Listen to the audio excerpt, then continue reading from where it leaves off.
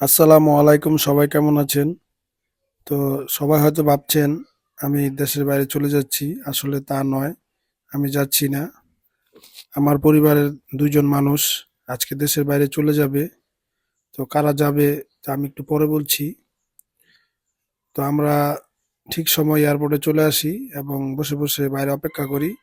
কারণ boarding pass হতে তখনও আরো ১ ঘন্টা বাকি। তো চিন্তা করলাম তারা ভিতরে না গিয়ে আমাদের সাথেই বসে কথা বলুক। তাহলে হয়তো তাদের যাওয়ার আগ মুহূর্তে হলেও কিছুটা সময় ভালো লাগবে। তো আমরা মোটামুটি পরিবারের সবাই তাদের সাথে আড্ডা দিচ্ছিলাম যেন তাদের খারাপ না লাগে, একাকিত্ব না আসে। তো আসলে আজকে আমার মা এবং মেজো ভাবি আমার মেজো ভাইয়ের কাছে চলে যাবে ইউএসএ তে। আমি আমার মায়ের অবাধ্য সন্তান ছিলাম। কোনো সময় আমার মার কথাবার্তা ঠিকমতো পালন করতাম না, শুনতাম না। তো এখন মা দূরে চলে যাওয়াতে এখন বুঝতে পারছি যে মা ছাড়া একটা সন্তান কত শূন্যতায় ভোগে, কত অভাগা। তো সবাই আমার মার জন্য দোয়া করবেন, সে যেন ওখানে সুন্দরভাবে থাকতে পারে।